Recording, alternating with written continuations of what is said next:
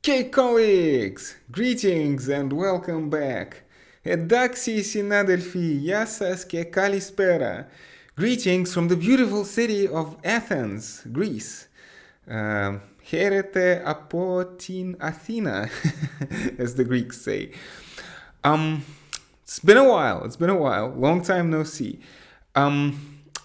There's a lot of things on my mind, and as always, I want to use this wonderful opportunity to kind of map out a certain portion of my head, some of the thoughts that have been preoccupying me lately. Now, kind of to jump straight to the chase, specifically, there's this wonderful course that I've been teaching, Lord Jupiter, for the past 10 years, more than 10 years, since 2011, actually was the first course, first philosophy course I ever taught in the university, well, first course altogether. And it was called World Intellectual History. And, some of you watching this might have taken this course with me. And I do have some material on the channel from the course, but in general, I'm trying to maintain kind of hopefully a slightly higher standard for YouTube. So not everything makes it. It's very much a course in progress, but a very important course for me nonetheless. And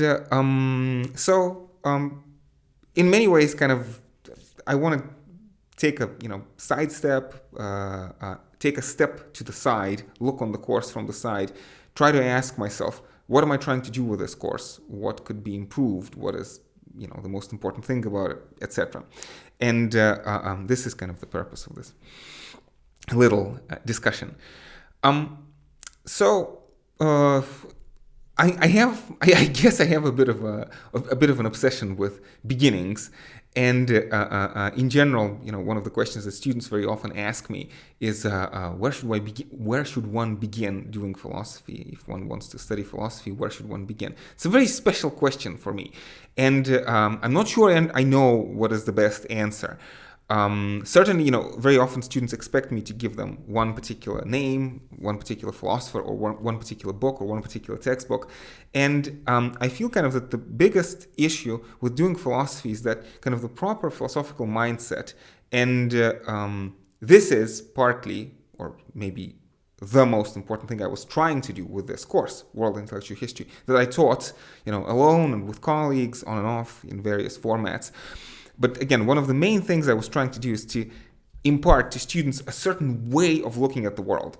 And kind of in general in philosophy, especially today in modern philosophy, we have this notion of perspectivism. When you shift your perspective a little bit like a gestalt switch, right?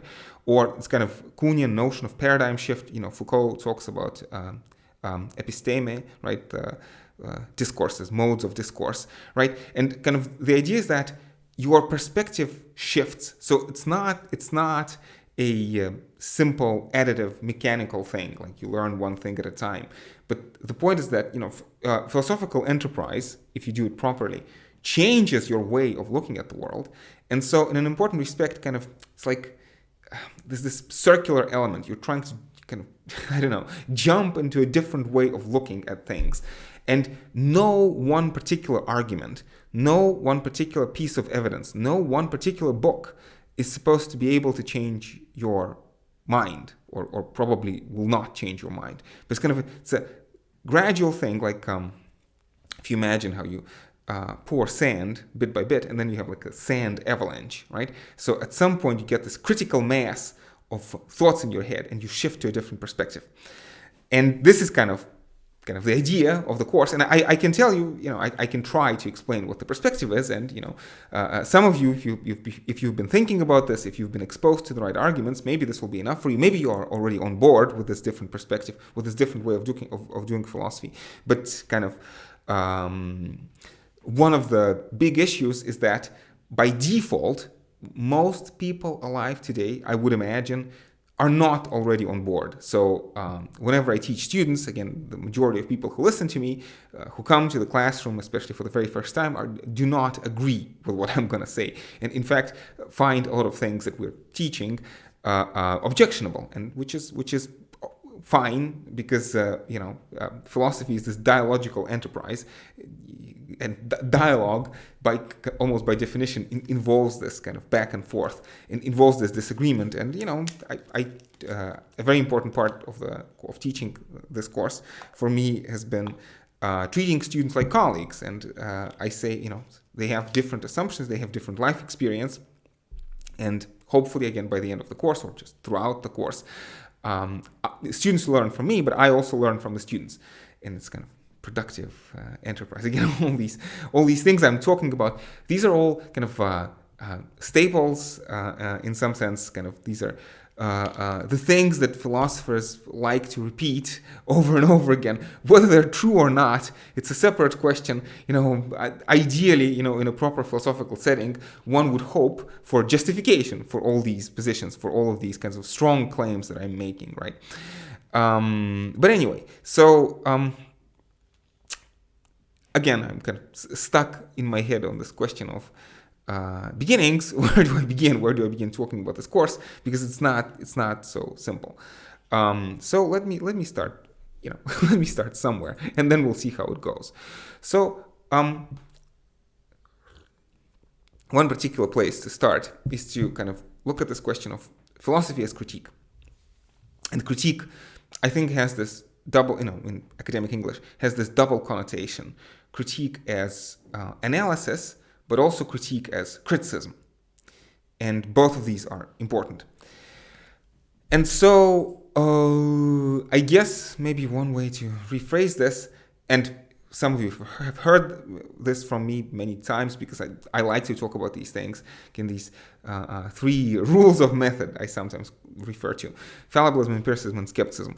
I'm not sure if these are the best words. This kind of is a mnemonic device that helps me remember what I'm talking about. So, starting from somewhere, right? So, fallibilism is this, I guess, in the simplest way, is this notion that once you examine your thinking carefully, you realize that human conscious thought, relies on assumptions.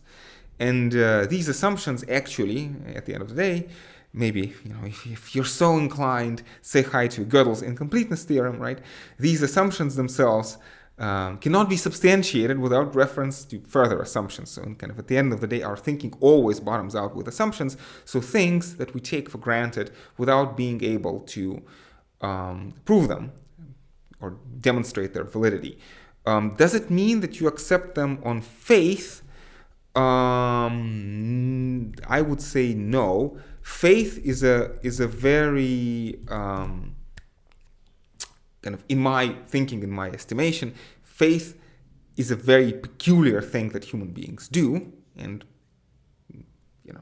people are more or less inclined towards faiths, be they civic faiths or religious faiths of some kind.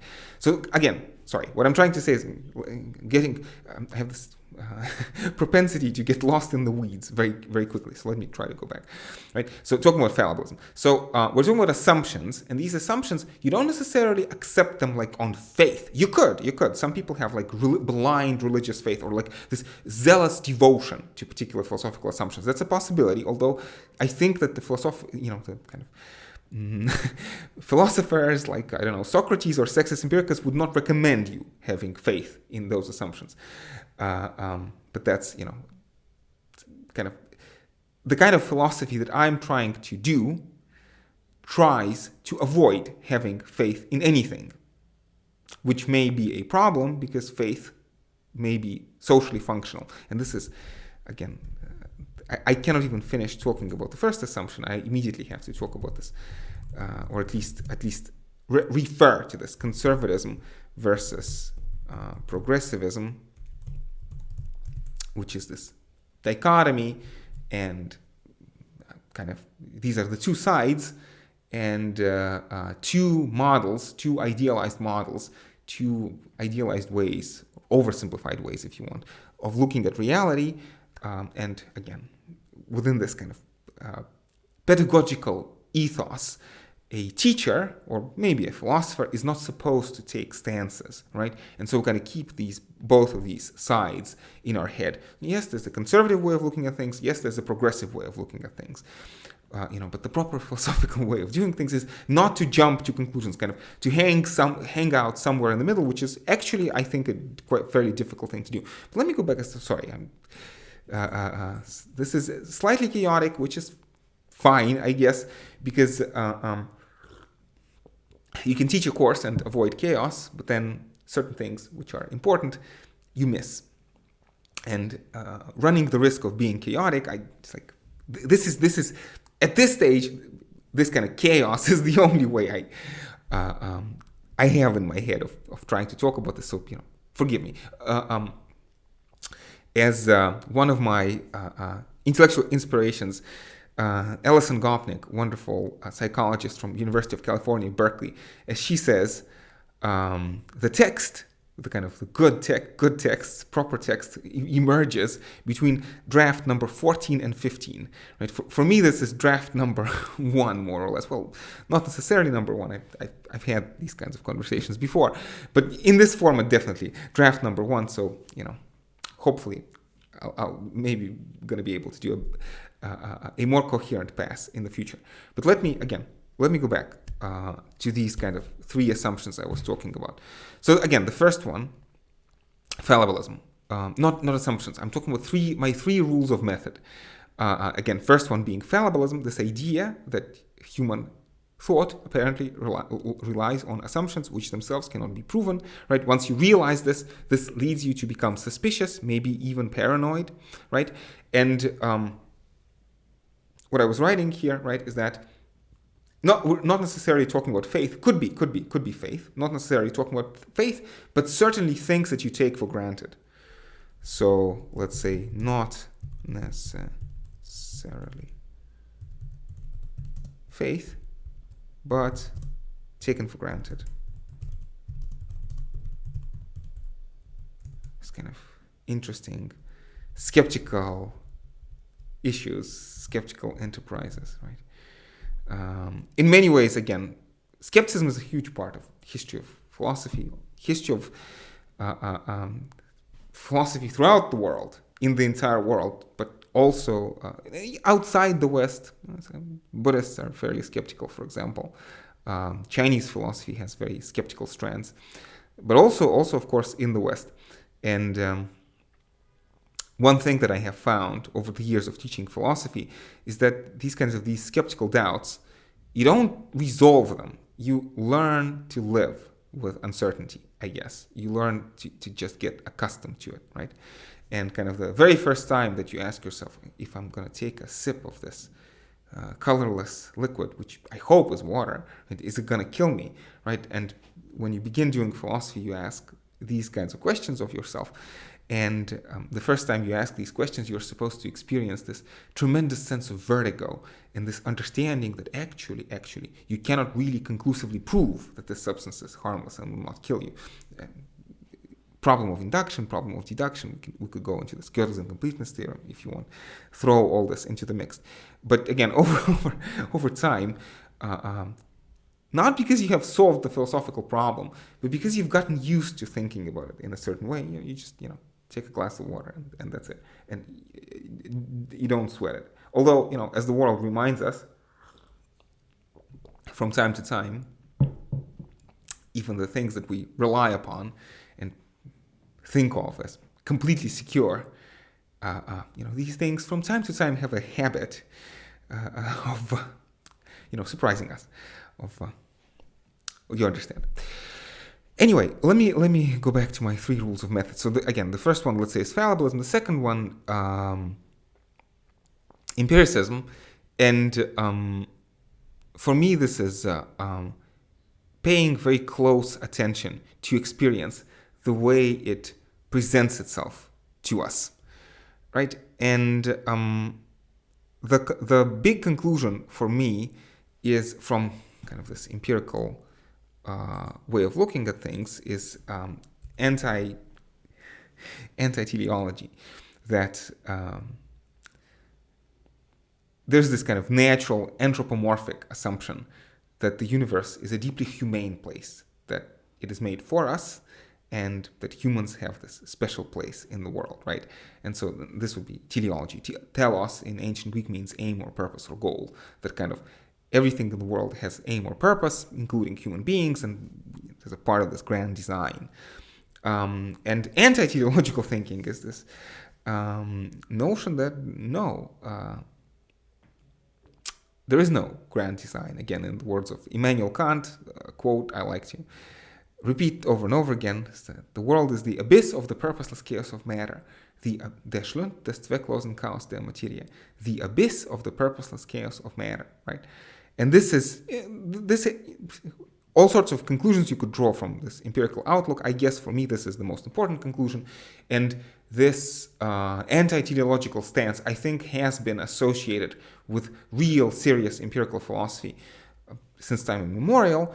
I could give a million examples. Just give two privileged examples for me. One is Epicurus, who's an empiricist, whose empiricism leads him to adopt the anti-teleological stance. The other one, maybe with some, reservation, with some caveats, Taoism, ancient Chinese Taoism, Lao Tzu, right?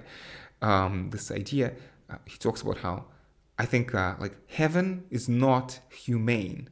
Heaven is not humane. So, unfortunately, I don't have my Chinese keyboard at hand, but heaven would be Tian, and humane would be this Zhen, right? And this is, I guess, to some extent, a jab at Confucian philosophy. I wish I could. So digressions. I wonder if I'll be able to. Yeah, I think I will. With the magic of computers, let me reproduce.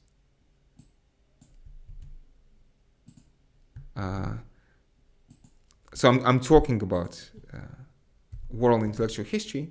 So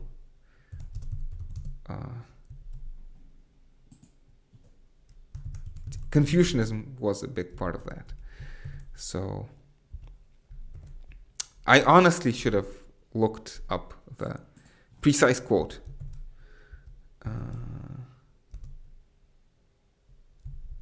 For this particular talk, but it's okay.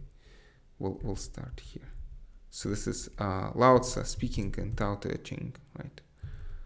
Lao Tzu. So Epicurus would be another example. Do I want to add? Okay, let's add Epicurus to the slide. Epicurus. And kind of the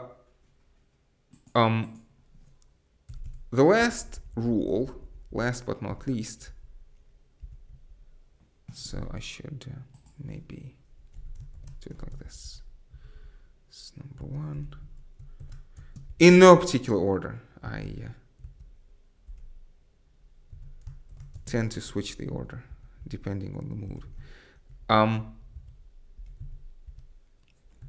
So anyway, so the last one is a very important kind of intellectual skill that we're trying to cultivate in students. And this is this ability to resist the temptation to jump to conclusions. Again, the Greek word skeptikos means inquirer, somebody who asks questions, and kind of the presupposition behind this word is that questioning never stops. You ask questions, and these questions lead to more questions and never to final answers, right? And so one thing that we, again, human beings have this, and there's an evolutionary psychological story to try to explain what this means precisely.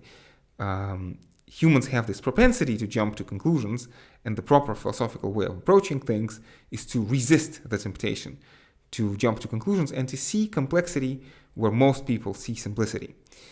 And immediately, well, you know what? Okay, let me insert my conservatism, progressivism here, precisely because this is to some extent students, like people need categories, and they want to ask me, Alex, are you a conservative? Well, I like to joke. By responding, I think I'm conservative. I'm about as conservative as Karl Marx. the further layer of nuance in this joke is that I actually do think that Marx was fairly conservative. It's another pet project of mine, of mapping out my own head, which is, something I'm kind of trying to do with these videos. So a very important fixture of the map of my head is these dialogues I have with philosophers in my head and how they play particular parts, often in an oversimplified, caricaturish fashion. But Marx, in my head, is not the revolutionary philosopher. I think Nietzsche, in my head, is a much more kind of revolutionary philosopher who kind of rejects present reality and wants something different. Nietzsche and Rousseau in his different way. Again, one of the primary ways in which I use Rousseau and his thought is, again, this kind of his notion or attitude that it's better to die as a free man than to live as a slave. It's a very uncompromising stance, and talking about how the life of modern day bourgeois is not worth living compared to the noble savages. A phrase that Rousseau doesn't use, but kind of the sentiment is there. And so the reason I talk about conservatism and progressivism here, resisting the temptation to jump to conclusions, is precisely because, and again, talk about faith here in the first presupposition. There's this notion that our culture in its everyday functioning relies on certain shared assumptions, and somebody like Durkheim maybe would call this mechanical solidarity, or Max Weber would call this traditional authority.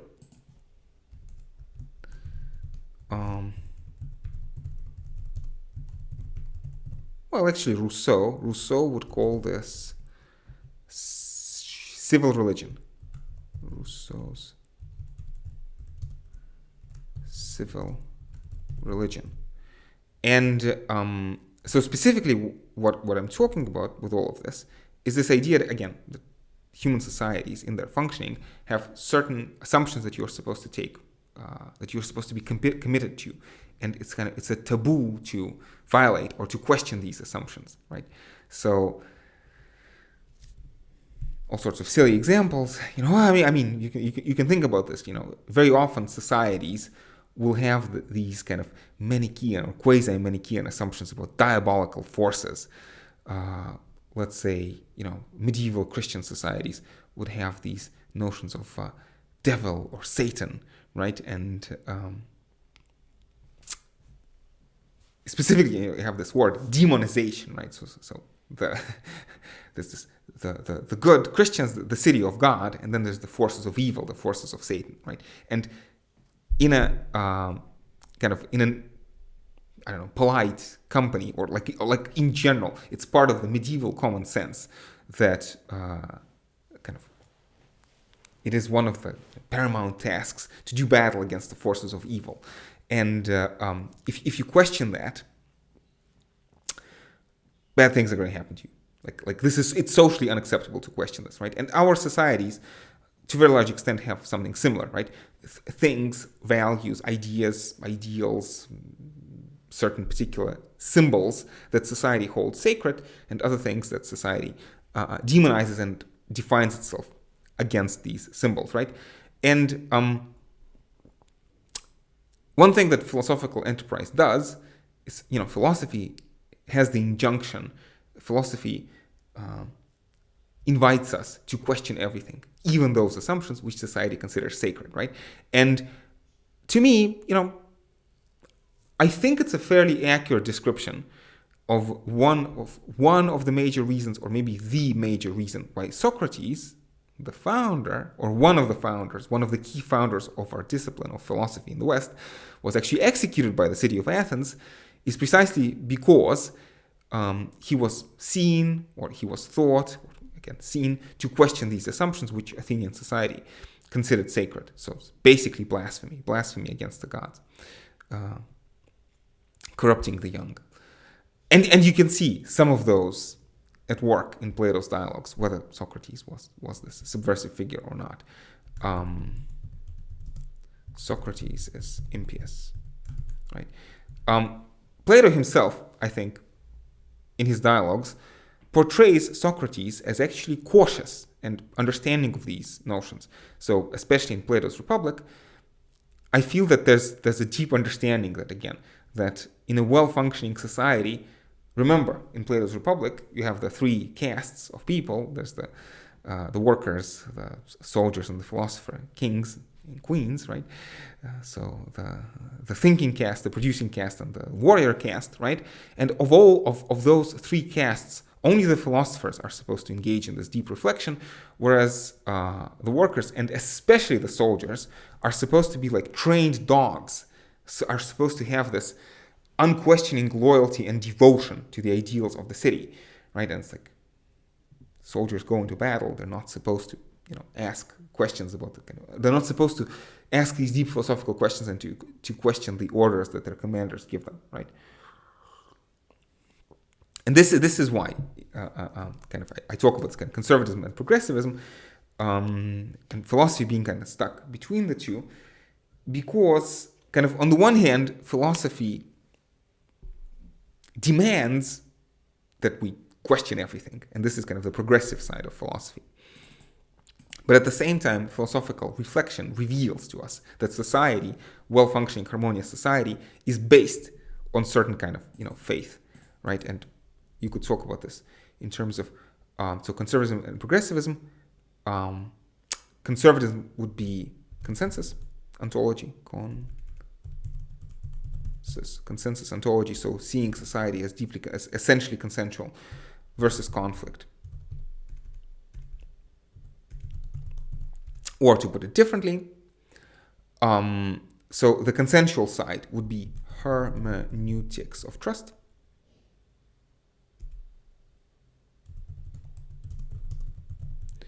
and conflictual would be hermeneutics of suspicion. And there's this kind of interplay and dichotomy between the two, kind of. And the proper hermeneutic way of approaching anything, of approaching any text, and culture in this sense can be seen as a text, is to find some kind of a golden middle between hermeneutics of trust and hermeneutics of suspicion. Likewise, again, this kind of preliminary assumption that we begin with is that societies are to some extent consensual, to some extent conflictual. And again, go back a step to this issue of philosophy, right? Philosophy itself as a practice is only possible in a well-ordered society. So philosophy, even if it uncovers or unmasks certain elements of conflict in society, philosophy itself is only possible in societies which are at least to some extent consensual, right? And so there's this potentially parasitic relationship, right? So societies give, if they're consensual enough, they can give rise to philosophy which questions the basis of society, the foundations of society. And in that sense, if philosophy would undermine society, philosophy would thereby undermine the conditions of existence of itself, of philosophy itself. Again, Plato, in his dialogue, The Republic, they discuss, I think it's Socrates who suggests that kind of they have this discussion about which regime is best. And he talks about, I think, how only in democracy can citizens, just random citizens like anybody, discuss the relative virtue of different regimes. Only democracy allows for this kind of freedom of discussion. So kind of only democracy kind of legally, legitimately allows the citizen body, right, the citizens. So only democracy allows citizens to question the foundations of democracy. Philosophy is a unique regime in this respect. Okay, so yeah. These are kind of the three assumptions. Three things that we're trying to do, in teaching this course, World Intellectual History. And kind of the general idea is to start at the beginning. And, well, at the beginning, where at the beginning? Well, if you know me, I like to start at the very beginning, right? At the very beginning of all beginnings, at the Big Bang, or, you can push even further and ask, what are the conditions for the Big Bang? Is it possible that there was something kind of behind, beyond, or before even the Big Bang? You have different models, right? Physical models, right? So our best understanding, right? So begin with what currently most scientists would believe is the beginning of the universe, the Big Bang, and again, ask the conditions for the beginning, right? And then kind of push on from there. Where does matter come from? What is matter? Ask at least the question. What is life? A little bit about evolution. Evolution plays a hugely important role in all of this. Talk about kind of, again, our kind of biological Darwinian understanding of what life is about, and then talk about the transition from apes to humans, and then to look at the beginnings of culture. And here, like, even though we begin with a modern scientific story, which has to be privileged to some extent because it is our story. It is kind of, I'm teaching this course, World Intellectual History, within the university, and in the structure of the university, kind of this is what is assumed, what is taken to be the correct, the accurate picture of the universe, right? And I mean, the kind of the physicalist, broadly speaking, scientific picture, and you can think of this in terms of this kind of long, something I like to talk about also, this long scientific revolution from Thales through Copernicus to Newton and Einstein, very importantly Darwin, and beyond, Turing, you could also say, in this day and age, Turing with his ideas of computation and computational theory of the mind, right? And so we start with this picture, but then once we hit the earliest societies and the earliest forms of culture, and again we hypothesize that, of course, before written culture, there's oral culture. It doesn't survive. It doesn't survive in fossils. So, we don't have any kind of direct access to it, right? But we hypothesize that there was this oral culture before written culture, which we extrapolate from the earliest written evidence. And so basically kind of already from there, using methods of history, of archaeology, of anthropology, of evolutionary anthropology, of evolutionary psychology, we can start thinking about ways in which human beings have thought about the world since time immemorial. And so we have this double timeline, right? So again, talking about the questions of beginnings. So on the one hand, we have our present, our latest understanding of what beginning looks like in something like contemporary physics, this kind of theoretical hope for some kind of a grand unified theory, or I guess theory of everything, something like that. So kind of unifying quantum mechanics and gravity and cosmology, trying to kind of, from within the framework of contemporary physics, our latest, to imagine our latest understanding, most current understanding of what beginning looks like and what the universe is all about. But then, right, within the story, within this kind of chronological story, we get a second chronology when we ask, since the beginning of time, what did not the latest, but the earliest humans think was the beginning of the universe, and what is the kind of die Stellung des Menschen im Kosmos, right? What is the place of the human being in the universe, right? And so again, you have a chance to examine the ancient ancient religious and quasi-religious traditions, which are teleological. And so there's this big topic about kind of teleology versus mechanicism. And again, this kind of big idea in the course is this, again, mechanistic versus teleological worldview. And I mentioned it here in my anti-teleology, anti-teleology rubric. Okay, yeah. So, and starting again from the earliest times, trying as best we can, which is not an easy thing to do, to give students an overview of the highlights of the intellectual history of the world in, beginning of earliest civilizations in ancient India, ancient China, ancient Mesopotamia, right? And then Very importantly, again, moving forward, examining ancient Greek philosophy, examining intellectual traditions which are very important for us today in the way that the world is constructed presently, intellectual traditions which we think of today as religious traditions, right?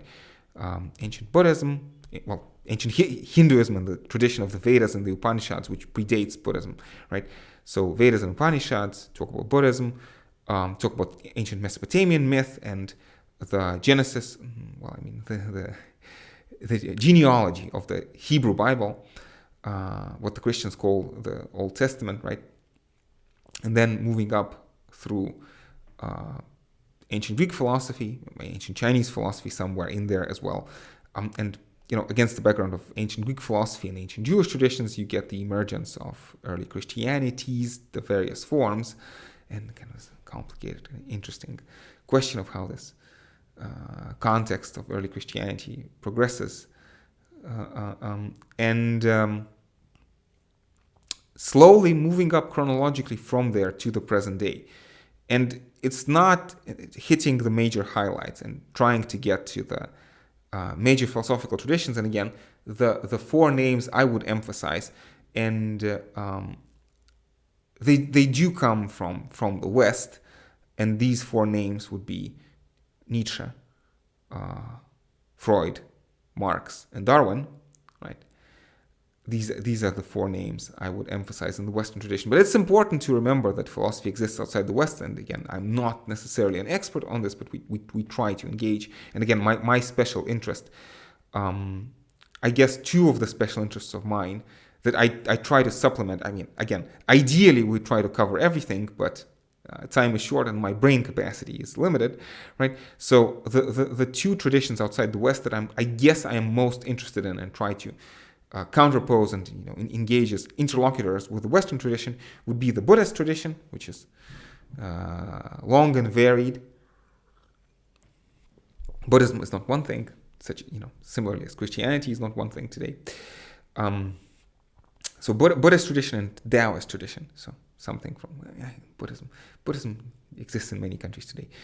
Taoism is mostly Chinese, but talking about medieval China, I guess. Anyway, so this is, kind of an overview, and then kind of moving up to the present day, and the course usually ends, I guess, in terms of my executive decision where to end the course.